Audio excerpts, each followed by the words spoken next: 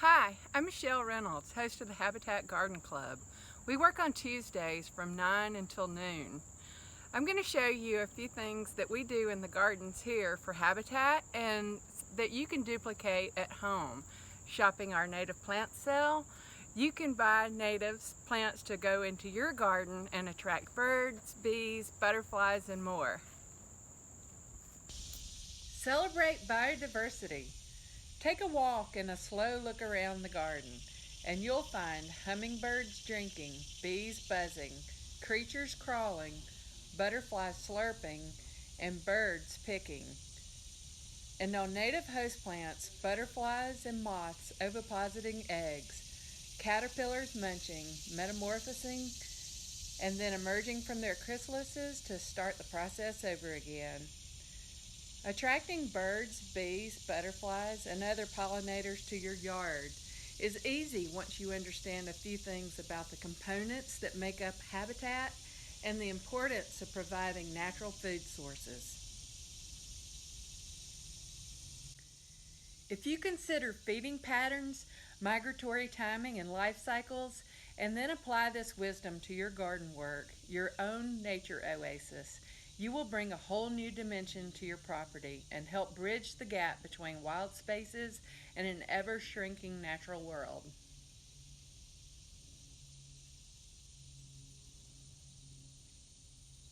What is habitat? Habitat is the same for birds and other wildlife as it is for humans. Food, water, places to hide or rest, and a place to rear offspring.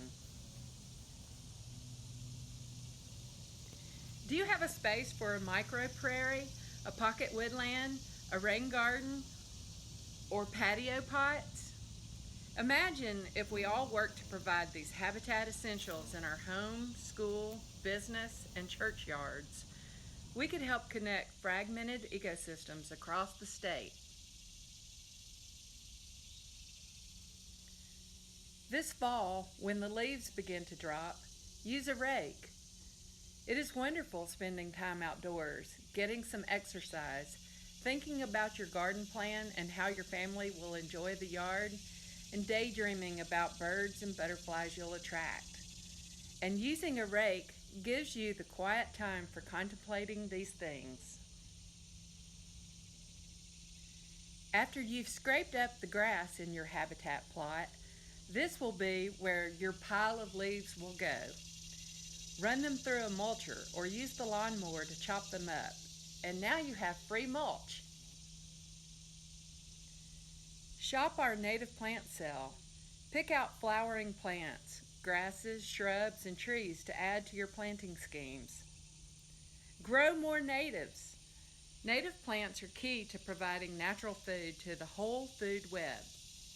By reducing lawn and adding in native plants to an existing landscape, you will attract biodiversity to your yard. Arrange the plants in a natural drift and flow pattern, or mimic a setting you've seen in a park or a garden. Make a list of combinations of plants you like to see together, and then repeat those groupings in the garden. Don't be afraid to pack them in there. We like placing things close to each other, and where there are gaps, we'll fill in with grasses and sedges.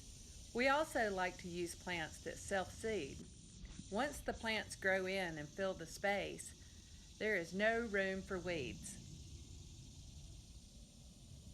Dig the holes.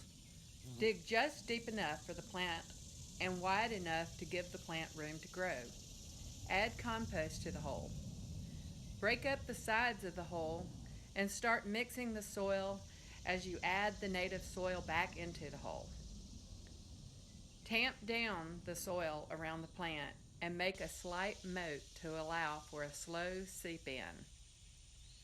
Cover the ground around the plant with the leaf mulch. To work towards a more sustainable and wildlife supportive yard, continue to work to remove invasive species, minimize the lawn, and establish more areas of composted leaves to create the base layer and to promote a better ecological balance in the yard. Create zones and habitats to better match conditions of wet, dry, sun, and shade, and choose a diversity of native plants already adapted to those growing conditions. Add to the yard all of the habitat essentials and maintain the wildlife habitats without the use of pesticides. Have patience and enjoy your habitat garden as it grows. Observe the wildlife the garden will attract. As you connect to your habitat garden, you'll gain a better understanding of how your property fits into the greater landscape.